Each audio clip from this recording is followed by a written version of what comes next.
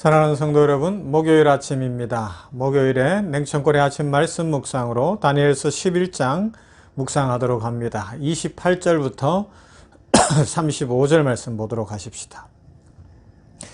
다니엘서 11장 28절에서 35절 말씀입니다.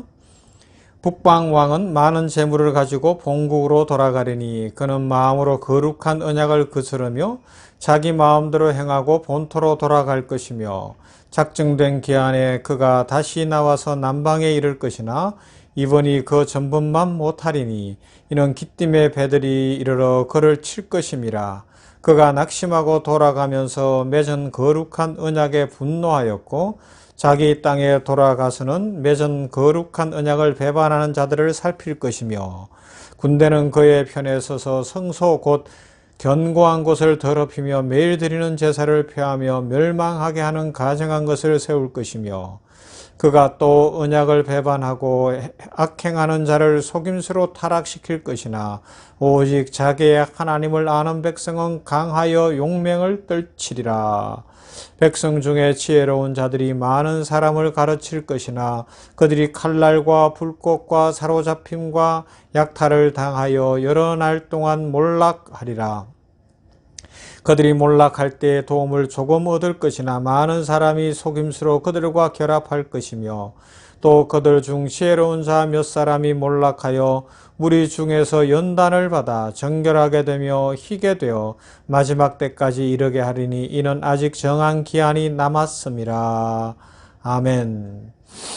역사의 반복을 보여주고 있는 것이고 오늘 이 다니엘서 11장에 나오는 예언 말씀은 구체적으로 1차적으로는 역사 속에서 다니엘이 예언을 받던 BC 500년대에서 이루어지는 건 BC 100년대로 한 400년 후에 구체적으로 이 말씀이 이루어지고요. 그 말씀은 또 오늘 우리 시대에도 그대로 적용되어지는데 그렇다고 해서 구체적으로 뭐 어느 나라가 어디다 이렇게 이야기할 수는 없어요. 하지만 보편적 역사를 알 수 있고 궁극적으로 우리 주 예수 그리스도 안에서 완성이 있다라는 것은 배울 수가 있습니다. 네덜란드의 유명한 안네 프랑크의 집이 있죠. 안네 프랑크의 일기는 안네 일기라고 해서 우리가 잘 압니다. 3층으로 된 그 집 꼭대기에 올라가면 책장이 있고 그것을 옆으로 밀면 비밀 통로가 나타나고 그 통로 아래에 있는 조그마한 공간에 바로 게슈타포를 피해서 유대인 가족이 숨어 있었던 곳이 있습니다. 그곳에서 13살의 어린 소녀 안네는 일기를 썼는데 안네의 일기에 이런 대목이 있어요. 우리의 세계가 어둠의 세력에 점점 포위되어 가고 있는 것을 느낀다. 공포와 죽음이 우리 앞에 다가오고 있는 것을 느낀다. 그러나 동시에 우리는 이 공포와 학살과 죽음과 전쟁의 건너편에서 우리를 향해 다가오는 하나님 나라의 빛을 바라본다. 우리에게는 이 하나님 나라가 바로 평화의 원인이다. 우리는 이 희망 때문에 이 작은 공간에서도 천국을 경험한다. 와, 13살 소녀의 일기예요. 엄청난 고백이죠. 주위를 둘러싸고 있는 게슈타포 독일 군대, 히틀러 군대의 공포와 어두움에도 불구하고 그들에게는 여전히 하나님 나라에 대한 소망이 있었기 때문에 그 좁은 공간, 숨어있는 공간에서도 천국을 누릴 수 있고 하나님 나라를 경험했다. 그렇게 고백하고 있습니다. 이 11장에 기록된 내용들은 모두 하나님의 사자가 다니엘에게 알려주는 예언이에요. 그런데 1절부터 이렇게 다 읽어보면 이미 되어진 일도 있고요. 그리고 앞으로 장차될 일, 그러니까 이미 되어진 일은 앞으로 장차되어질 일의 어떤 본보기로 기록하고 있는 것을 볼 수가 있습니다. 다리오 왕은 바벨론의 벨사사 왕을 물리치고 바벨론을 멸망시켰던 왕입니다. 그때 하나님의 사자가 다리오를 도왔다 이야기하고 있어요. 역사 속에서 배울 수 있는 게 이런 거예요. 하나님 앞에 호의적으로 쓰임받는 왕들도 있어요. 이방의 왕일지라도. 하지만 또 악역을 맡아야 되는 악역으로 쓰임받는 왕들도 있어요. 어느 편이 돼야 되겠어요? 예를 들면 요셉 시대의 왕은 그래도 괜찮았어요. 하지만 모세 시대의 애굽의 왕은 바로는 악역이란 말이에요. 역사는 하나님 손에 있어요. 그죠? 그러하기 때문에 우리들이 배워야 되는 것은 그냥 흘러가는 것이 아니라 그 배후에 하나님의 계획과 섭리가 있다는 것을 기억하고 하나님이 모든 것을 주장하심을 알고 이런 거죠. 나는 하나님 앞에 좋게 쓰임 받아야 되겠구나. 악역으로 쓰임 받으면 안 되잖아요. 그죠? 우리 믿음의 사람들이 선하게 쓰임 받을 수 있기를 바랍니다. 하나님은 그 모든 섭리와 경륜을 다니엘과 같이 탁월한 영성의 사람들에게 알려주신다는 거죠. 그래서 우리는 더 성령 충만하고 말씀을 붙들고 살아가야 합니다. 이 시대를 이끌어가는 하나님의 비밀을 듣는 영적 사람들이 될 수 있어야 하죠. 두 번째는 하나님 앞에 모든 것이 있음을 알고 더욱 겸손히 살아가는 것입니다. 오늘 말씀 속에서는 작정된 기한이 있다고 했는데 400년 후에 될 일이지만 어떻게 돼요? 소개해보면 알렉산더가 죽고 난 후 앞에서도 언급했지만 헬라는 네 나라로 쪼개지는데 그들 중에 유력한 나라이면서 당시 이스라엘에 가장 큰 영향력을 행사했던 나라들이 애굽의 톨레미 왕조, 수리아의 셀루커스 왕조입니다. 이 둘 사이에 끊임없는 전쟁이 있었어요.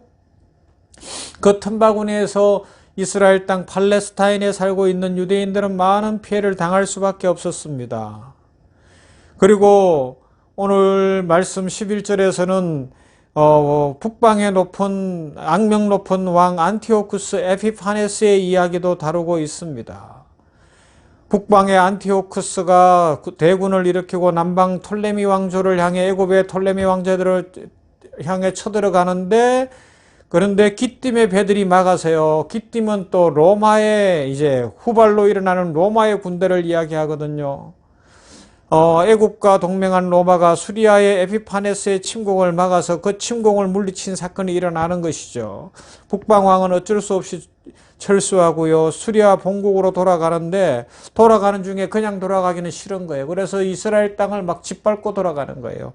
엄청난 분풀이를 했습니다. 이 일로 유대인들은 핍박을 당하고 많은 사람들이 신앙을 버리기도 하지만 일단의 저항군이 생겨나는데 바로 유명한 마카비 형제입니다.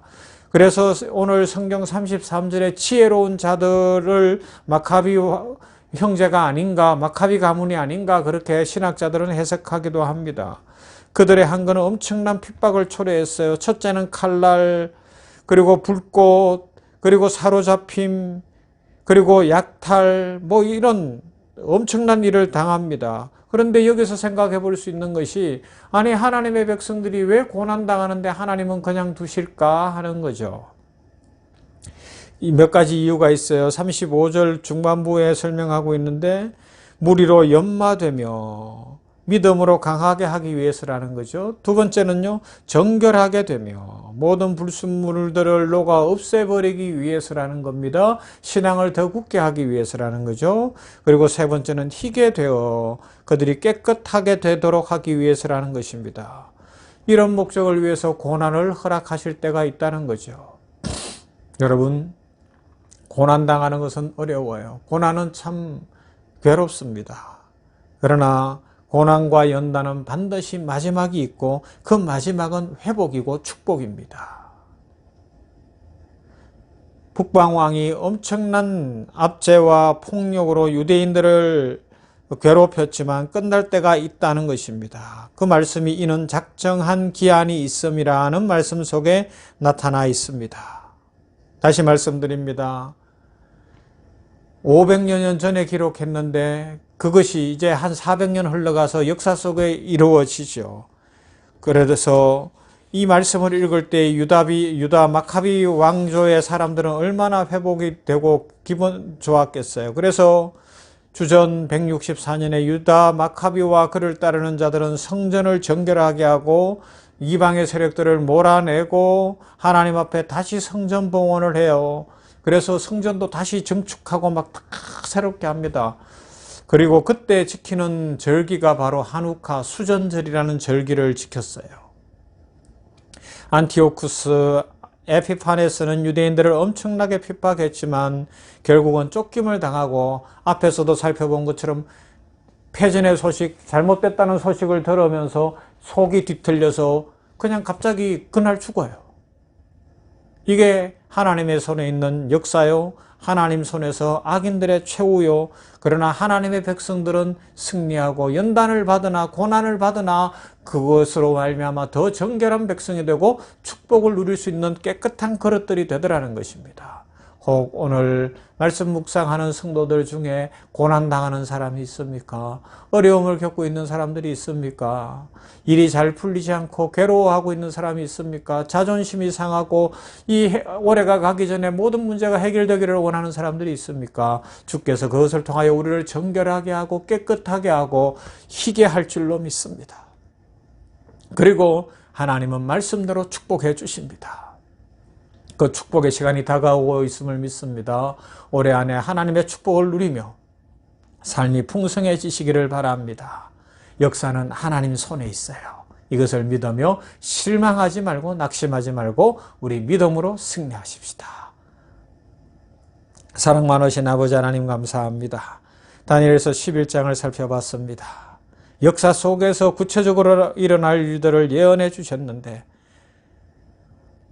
BC 500년대에 다니엘을 통하여 하신 말씀이 400여 년쯤 흘러가 이스라엘 땅에서 구체적으로 이루어지고 그러나 유다 마카비 왕조 지혜로운 자들이 일어나서 다시 한번 성전을 회복하고 봉헌식을 하는 것을 봅니다. 아버지 하나님이여, 연단은 있으나 고난은 있으나 망하는 것이 아닌 것을 믿습니다. 완전한 실패가 아닌 것을 믿습니다. 하나님은 우리를 정결하게 하고 희게 해서 더 큰 축복 주실 줄로 믿습니다. 지금 이 냉천골의 아침 말씀 묵상하는 성도들 중에 고난당하고 있고 염려하고 있고 어려움 겪고 있는 사람들이 있다면 하나님께서 복을 주시어서 하나님께서 은혜를 주시어서 하나님의 뜻을 발견하고 이제 풀어주시어서 이 남은 연말에 풀리는 시간이 되게 하시고 회복되는 시간이 되게 하시고 길이 열리는 시간들이 되게 하시어서 감사 찬송 넘치게 하여 주시옵시며 고난이 떠나가게 하여 주시옵소서. 아버지여, 염려가 떠나가게 하여 주시옵소서. 자유하게 하여 주시옵소서. 축복을 찬송하게 하옵소서. 축복을 감사하게 하여 주시옵소서. 우리 병원교회 위에 복을 주시고 부흥을 주시고 아버지여, 신앙생활을 새롭게 시작하는 사람들이 병원교회를 통하여 많아지게 하여 주시옵시며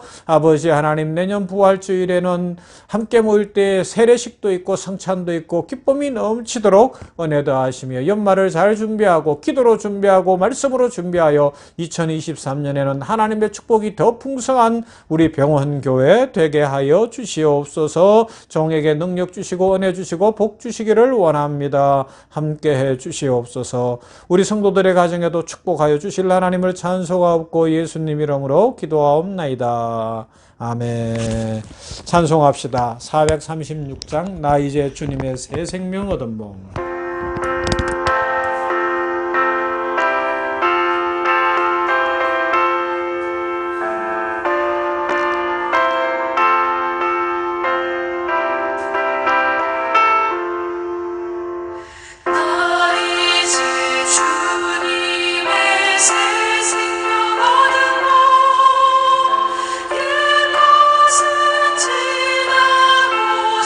사람이로다